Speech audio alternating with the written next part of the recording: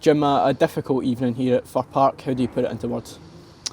Yeah, I mean it was nowhere near good enough as far as we're concerned, especially coming into the game off the back of a couple of really positive performances against Rangers and St Mirren. A massive result at the weekend against a really difficult opponent in St Mirren, and we were wanting to try and build on that and keep the mini unbeaten run going. And we know how difficult the league is. We knew how tough the opposition was going to be tonight. A completely contrast in styles of play to what we faced at the weekend to what we faced tonight. And I thought the first half was nowhere near good enough. And I've got to take my responsibility and my share of the blame in that, because tactically in the opening 45 minutes I got it wrong. The second half it was a lot better. We were able to impose ourselves on Motherwell that little bit more aggressively at the top end of the pitch, but in the opening 45 minutes there was just far too much space between players. The distances weren't right. Motherwell are the type of team that want you to go and press them high up the pitch to exploit the spaces behind your midfield, and I just thought they'd done that time and time again in the first 45 minutes. The second half was better. I thought the substitutions had a real positive impact. Unfortunately, Sybil has picked up a gash on his shin from a tackle, so he had to come off anyway, and obviously we took off Eskison as well. And I thought Namo and Kamara made a difference, particularly Pan in the middle of the pitch. The reason he wasn't in the starting 11 is because he hasn't trained since the St Mirren game. He picked up a knock, and he's such an important player to us that we didn't want to risk him so soon after that. But at half time, unfortunately, because the performance was so bad, we had to throw him on there, and you can see the impact he makes when he's out there. You mentioned there that you felt you made a couple of errors tactically going into the game, but was the use of the ball also a wee bit disappointing tonight when the players were in possession? Yeah, I mean I think that's fair, but it's easy to come out here and for me to pass the buck and blame the players.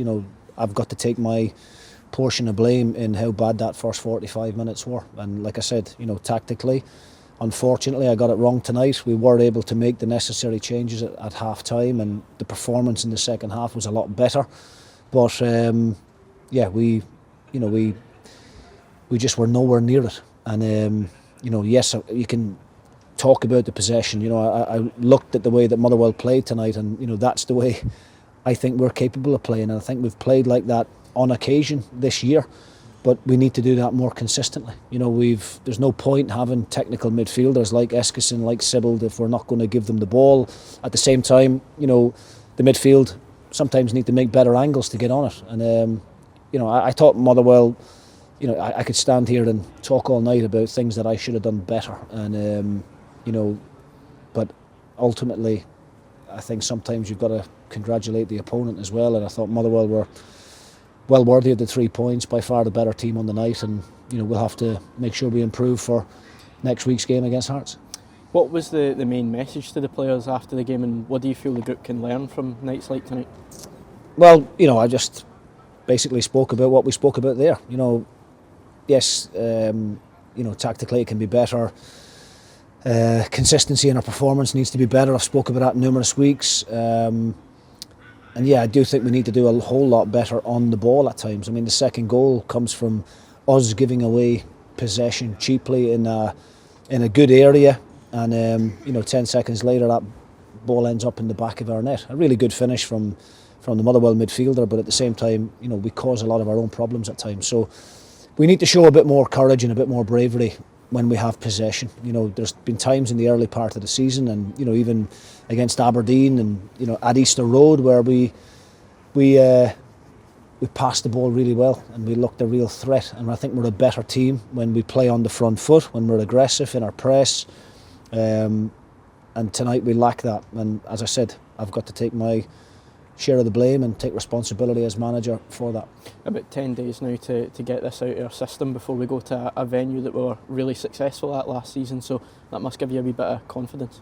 Yes, it does, yeah. I mean, we can't perform as badly as what we did tonight, and we'll certainly be looking for a reaction from the players, and we'll certainly set ourselves up in a way that was different to what that first 45 minutes was tonight. But we know how good a team Hearts are. I thought we performed really well against them at Tannadice.